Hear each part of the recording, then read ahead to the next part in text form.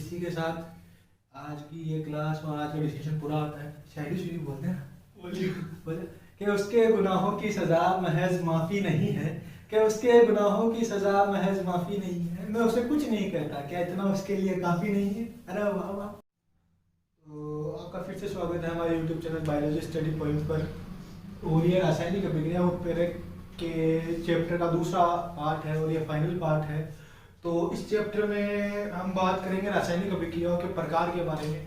इससे पहले हम ये देख लेते हैं कि पिछले भाग में हमने पढ़ा क्या था, किन किन चीज़ों के बारे में डिस्कस की थी। तो पिछले भाग में हमने पढ़ा था रासायनिक अभिक्रियाएं होती क्या है, रासायनिक समीकरण क्या होते हैं, रासायनिक समीकरण को कैसे लिखा जाता है, उनके लिए किन किन प्रतीक चिन्हों का उपयोग किया जाता है, किन किन चीज़ों का ध्यान रखा जाता है, रासायनिक अभिक्रियाओं को संतुलित कैसे करते हैं।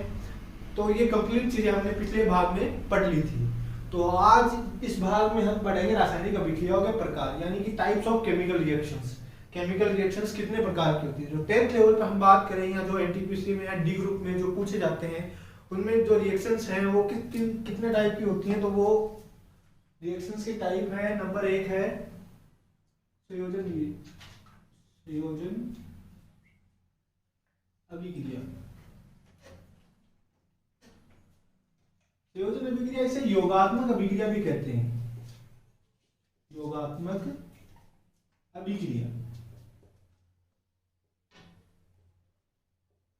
नंबर 2 पर बात करें तो नंबर 2 पर है वियोजन अभिक्रिया। वियोजन अभिक्रिया।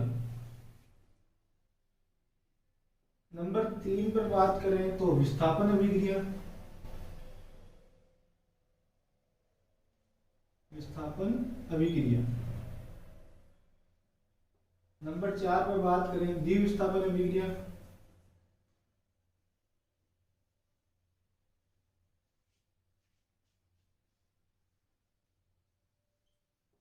ये 4 टाइप के जो रिएक्शन है वो एक जगह पढ़ी जाती है, लेकिन अपन बाकी जो रिएक्शंस के टाइप हैं वो भी यही देख लेंगे। तो नंबर 5 पर सबसे मेन जो होती है, नंबर 5 पर जो अभिक्रिया है वो है रेडॉक्स अभिक्रिया। रेडॉक्स अभिक्रिया। रेडॉक्स अभिक्रिया। नंबर 6 पर बात करें तो नंबर 6 पर आती है उदासीकरण अभिक्रिया।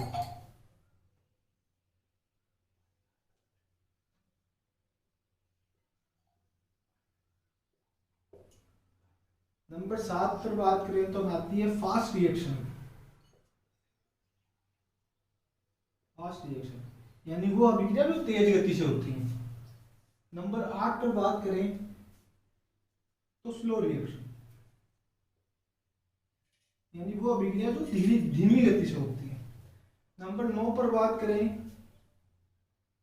तो होती है उत्क्रमणीय अभिक्रिया।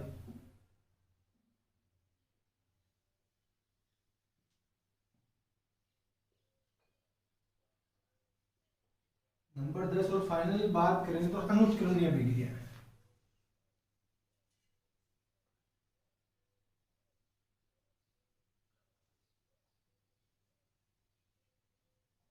ये 10 रिएक्शन है, टाइप ऑफ रिएक्शन में ये 10 रिएक्शन है जिसके बारे में हम बात करने वाले हैं। तो सबसे पहले बात कर लेते हैं संयोजन अभिक्रिया या योगात्मक अभिक्रिया की। जैसे नाम से ही पता चल रहा है, संयोजन का मतलब है जुड़ना, यानी योगात्मक और संयोजन का मतलब है जुड़ना, योग होना। तो मान लीजिए कोई एग्जांपल है जिसमें हमें देता हूं A प्लस B बनते हैं AB। तो इसमें आप देखिए A और B दो अभिकारक थे जो आपस में जुड़ गए और AB नामक एक उत्पाद का फॉर्मेशन कर लिया, यानी AB नामक उत्पाद बना A प्लस B के जुड़ने से, यानी योग होने से। तभी से संयोजन यानी संयोजन का भी मतलब जुड़ना ही है और योगात्मक का मतलब ही योग होना यानी जुड़ना ही। तो पिछले भाग में हमने देखा था कि जब अभिकारक एक से अधिक हो तो उनके बीच में प्लस का निशान लगाया जाता है, और अगर अभिकारक और उत्पाद के बीच में तीर का निशान लगाया जाता है।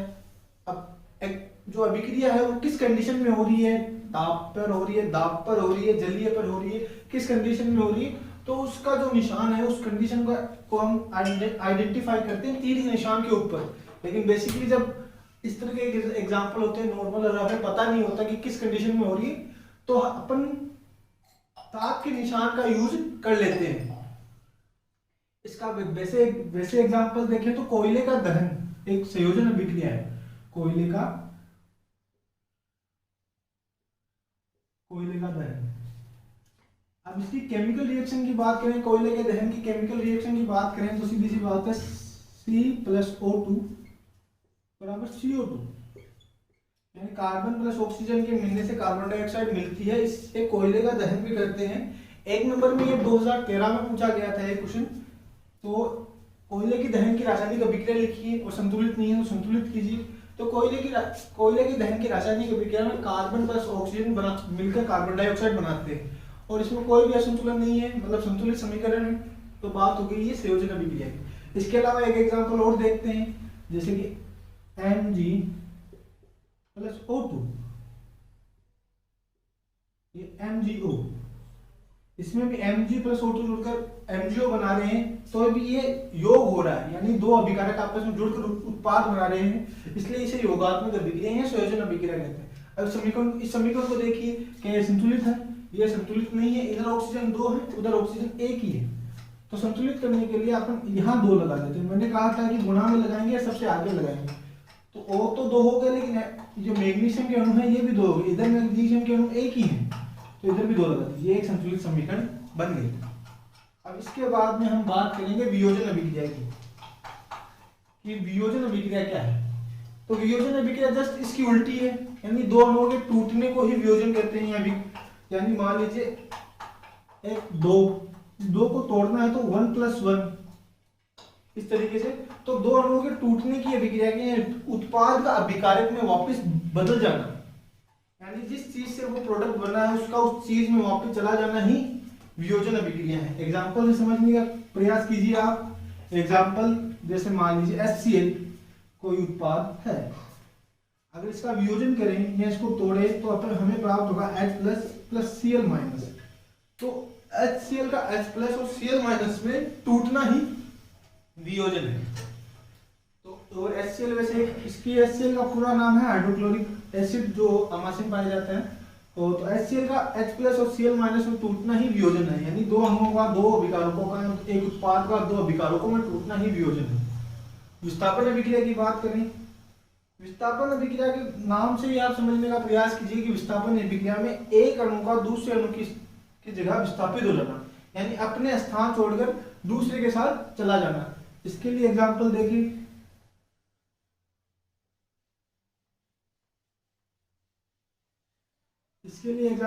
तो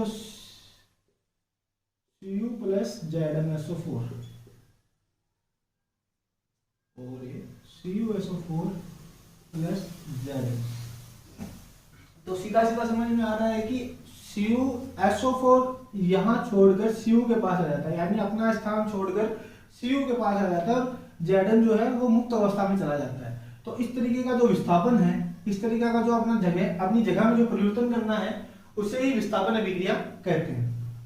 द्विविस्थापन अभिक्रिया में आपने विस्थापन अभिक्रिया में देखा कि इसमें एक तो अणु है, Cu अणु है, मान लीजिए Cu अणु है और Zn-SO4 यौगिक है, लेकिन द्विविस्थापन में दो यौगिक होते हैं, कोई अणु नहीं होता, दो यौगिक होते हैं, दो यौगिकों के बीच में विस्थापन होता है, यानी दो यौगिकों के बीच में जब विस्थापन होता है उसे द्विविस्थापन कहते हैं। इसके अलावा रेडॉक्स अभिक्रिया, तो रेडॉक्स अभिक्रिया आप इस एग्जांपल से सीधा सीधा समझ लीजिए। रेडॉक्स का मतलब होता है वह अभिक्रिया जिसमें ऑक्सीजन और ऑक्सीजन दोनों साथ साथ होते हैं। ऑक्सीजन और ऑक्सीजन का मतलब है किसी भी यौगिक में O2 का जुड़ना ही ऑक्सीकरण है। ऑक्सीकरण का मतलब ये होता है किसी भी यौगिक में, किसी भी अणु में O2 का जुड़ना, ऑक्सीजन का जुड़ना ऑक्सीकरण, और ऑक्सीजन का निकलना और हाइड्रोजन का जुड़ना अपचयन। तो ये जब दोनों साथ साथ होते हैं तो इस अभिक्रिया को रेडॉक्स अभिक्रिया कहते हैं। आप ऊपर वाले एग्जांपल में समझ सकते हैं कि Cu पहले अकेला था, लेकिन आगे जाके वो SO4 से जुड़ गया जहां ऑक्सीजन उपस्थित था, यानी Cu के साथ ऑक्सीजन जुड़ गई और नए बंध का निर्माण हुआ। ऑक्सीकरण की अभिक्रिया में नए बंध का निर्माण होता है, प्लस Cu के साथ ऑक्सीजन जुड़ती है और ऑक्सीजन का निकलना अपचयन। तो यहाँ ये जो प्रोसेस हो रही है, Cu का SO4 के साथ जुड़ना, ये तो हो गया ऑक्सीकरण, सीधा सीधा समझ लीजिए आप ऑक्सीकरण। और Zn ZnSO4 से SO4 का निकलना, Zn का मुक्त होना, ये हो गया अपचयन। यानी ऑक्सीजन का जुड़ना ऑक्सीकरण, हाइड्रोजन का निकलना भी ऑक्सीकरण, लेकिन हाइड्रोजन का जुड़ना अपचयन और ऑक्सीजन का निकलना अपचयन। तो ये एकदम से अपोजिट है। तो इसे आप सरल भाषा में, मैंने एक एग्जांपल में आपको बता दिया। इसके बाद में बात करें उदासीकरण अभिक्रिया की, तो उदासीकरण अभिक्रिया जब हम अम्ल क्षार और लवण पढ़ेंगे तब भी पढ़ेंगे कि जब अम्ल और क्षार की रिएक्शन करवाई जाती है, अम्ल और क्षार की रिएक्शन करवाई जाती है तो हमें लवण प्राप्त होते हैं। इसे हम उदासीकरण अभिक्रिया कहते हैं। अम्ल और क्षार कैसे, मान लीजिए कोई क्षार है, NaOH कोई क्षार है और ये कोई अम्ल है, HCl कोई अम्ल है। जब ये आपस में रिएक्शन करते हैं तो ये फाइनल प्रोडक्ट बनेगा NaCl और H2O और जल निकलता है। तो ये जो अभिक्रिया है ये उदासीनीकरण अभिक्रिया है। इसमें ये लवण है, NaOH लवण है, NaOH क्षार है और HCl कोई अम्ल है। ये आपस में रिएक्शन करते हैं तो NaCl यानी लवण का निर्माण होता है। इसे ही उदासीनीकरण अभिक्रिया कहते हैं। उसके बाद फास्ट रिएक्शन वो रिएक्शन होती है जो तेज गति से होती है। तेज गति से होने का मतलब है कि मान लीजिए किसी अभिक्रिया को पूरा होने में 1 सेकंड लगता है ना, या मान लीजिए 2 सेकंड लगते हैं। किसी अभिक्रिया को पूरा होने में 2 सेकंड लगते हैं तो मैं किसी उत्प्रेरक का इस्तेमाल कर लूंगा जिससे ये जो 2 सेकंड है इससे भी कम समय लगेगा। हो सकता है आधे सेकंड में काम हो जाए, हो सकता है 1 सेकंड में मेरी अभिक्रिया जो है पूरी हो जाए। तो फास्ट रिएक्शन वो रिएक्शन होती है जिसमें अभिकारक से उत्पाद तीव्र गति से बन जाते हैं, यानी जल्दी से अभिकारक उत्पाद में चेंज हो जाते हैं, उसे फास्ट रिएक्शन कहते हैं। स्लो रिएक्शन इसका जस्ट अपोजिट है। स्लो रिएक्शन में क्या होता है, अभिकारक से उत्पाद बनने में काफी टाइम लगता है, क्योंकि कुछ उत्प्रेरक या कुछ अवयव ऐसे एंजाइम उत्प्रेरक ऐसे भी होते हैं जो अभिक्रिया की गति को कम कर देते हैं, और कुछ ऐसे होते हैं जो अभिक्रिया की गति को बढ़ा देते हैं। तो फास्ट रिएक्शन का मतलब जो तेज गति से होती है और स्लो रिएक्शन का मतलब है जो धीमी गति से होती है। इसके अलावा उत्क्रमणीय अभिक्रिया वो अभिक्रिया होती है जो दोनों दिशा में होती है। यानी मान लीजिए अभिकारक है, इससे बना उत्पाद, ये एक दिशा में होगी, लेकिन अगर हम उत्पाद से भी अभिकारक बना सकते हैं, दोनों दिशा में अगर ये चीजें हो रही हैं तो इस तरह की अभिक्रिया को उत्क्रमणीय अभिक्रिया कहते हैं। इसके लिए एक विशेष प्रकार के साइन का यानी सिंबल का यूज किया जाता है, जो कि ये है, यानी डबल साइडेड एरो में दोनों दिशा में अभिक्रिया संपूर्ण हो सकती है। इस अभिक्रिया में ये जान पाना मुश्किल है कि किस साइड तो अभिकारक है, किस साइड उत्पाद है। तो अगर अभिकारक किस साइड है, आपको उत्पाद यानी जो फाइनल प्रोडक्ट है उसको जान लेना अच्छा होगा कि उत्पाद किस साइड है। अगर उत्पाद इस साइड है तो अभिकारक किस साइड होगा, लेकिन जब वो रिएक्शन उल्टी दिशा में यानी वापस हो रही है तब वो आपस में जगह या नाम चेंज कर लेंगे, तब उत्पाद जो है वो अभिकारक में चेंज हो जाएगा और अभिकारक जो है उत्पाद में चेंज हो जाएगा। तो ये फिक्स नहीं है कि इस साइड है वही अभिकारक है और उस साइड है वो उत्पाद है। ये सिचुएशन पे डिपेंड करता है कि कौन सा उत्पाद है कौन सा अभिकारक है। अनुत्क्रमणीय अभिक्रिया वो अभिक्रिया होती है जो एक ही दिशा में होती है, एक पर्टिकुलर डायरेक्शन में होती है, एक एरो का ही इस्तेमाल किया जाता है और एक डायरेक्शन में होती है। उत्पाद से वापस अभिकारक नहीं बनाया जा सकता। एक बार प्रोडक्ट बन गया, उसके बाद में उसमें कौन से अभिकारक थे, कौन से केमिकल्स थे, ये वापस बनाना या वापस पता करना मुश्किल होता है। तो ये टोटल 10 रिएक्शन थी जिसके बारे में हमने डिस्कस किया। इसके अलावा रासायनिक अभिक्रियाओं का ये जो एक पार्ट है वो पूरा हो गया। इसके अलावा हम बात करते हैं उत्प्रेरक की। उत्प्रेरक क्या होते हैं?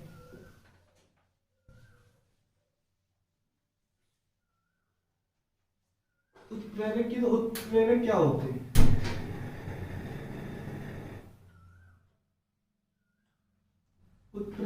हैं? उत्प्रेरक जो बिना अपनी स्थिति में चेंज किए खुद तो बदलते नहीं है साहब, खुद तो वैसे के वैसे रहते हैं, लेकिन अभिक्रिया की गति को या तो बढ़ा देते हैं या कम कर देते हैं। मान लीजिए वो ऐसा दोस्त है या तो आपको नुकसान देगा या आपको फायदा देगा, लेकिन खुद का ना तो कोई नुकसान करेगा ना कोई फायदा करेगा। तो उत्प्रेरक वो होते हैं जो या तो अभिक्रिया की गति को बढ़ा देते हैं या अभिक्रिया की गति को कम कर देते हैं, उसे उत्प्रेरक कहते हैं और अपनी स्थिति में कोई बदलाव नहीं करते। तो क्या हुआ साहब, जो अभिक्रिया की गति को बढ़ा देते हैं, जो उत्प्रेरक अभिक्रिया की गति को बढ़ा देते हैं उन्हें कहते हैं धनात्मक उत्प्रेरक।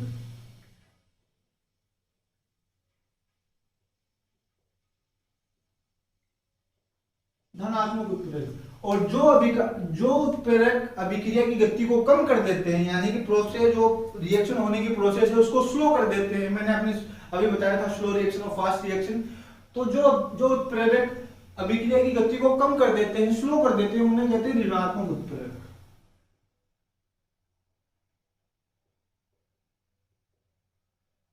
अब उत्प्रेरक में बेसिकली 3 लेवल में बात करते हैं, वनस्पति तेल और वनस्पति घी की। वनस्पति तेल व घी की, इनको बनाने की प्रोसेस में उत्प्रेरक का इस्तेमाल किया जाता है। और अब ये तो हो गई भाई गति के आधार पर, अभिक्रिया की गति के आधार पर। इसके अलावा अभिक्रिया की भौतिक अवस्था के आधार पर, यानी अभिकारकों की भौतिक अवस्था के आधार पर भी उत्प्रेरक 2 प्रकार के होते हैं। नंबर 1 होता है समांगी उत्प्रेरक, समांगी, और नंबर 2 पे होता है विषमांगी। यानी मान लीजिए कोई अभिक्रिया है, उसमें जब उत्प्रेरक क्रिया करता है तो वो अभिक्रिया में उपस्थित अभिकारकों की भौतिक अवस्था में कोई परिवर्तन नहीं करता। यानी कि अगर कोई दोस्त है वो आपके साथ रह रहा है, आपको कोई बुरी आदत नहीं देता, आपको जैसा है वैसा रखता है, तो वो एक प्रकार का समांगी उत्प्रेरक है। लेकिन विषमांगी उत्प्रेरक है वो उत्प्रेरक जो अभिक्रिया की भौतिक अवस्था में परिवर्तन कर देता है, यानी बिगाड़ देता है। सिस्टम सीधा समझने की बात यह है कि अगर आपको बिगाड़ देता है, भौतिक अवस्था में परिवर्तन कर देता है, उसे कहते हैं विषमांगी उत्प्रेरक। तो ये उत्प्रेरक की बात हो गई। बेसिकली क्वेश्चन ज्यादातर रासायनिक अभिक्रियाओं से पूछा जाता है। या तो पांच ऐसे समीकरण दे देगा जिसको संतुलित करने के लिए कहेगा, या संयोजन वियोजन या चार पांच जो रिएक्शन है उनके बारे में पूछेगा, या ऑक्सीकरण और अपचयन की में अंतर पूछ लेगा, है ना। इसके अलावा पूछ लेगा कि भाई रेडॉक्स अभिक्रिया क्या है, रेडॉक्स अभिक्रिया को उदाहरण द्वारा समझाइए, द्विविस्थापन और विस्थापन में अंतर बताइए, है ना। 2013 में क्वेश्चन आया था विस्थापन और द्विविस्थापन में अंतर बताइए। तो ये सब चीजें हैं। मेरे हिसाब से ये चैप्टर यहाँ तक कंप्लीट हो चुका है। इसमें उत्प्रेरक हमने पढ़ लिया, रासायनिक अभिक्रिया हमने पढ़ ली, तो बस आज के लिए इतना ही काफी है।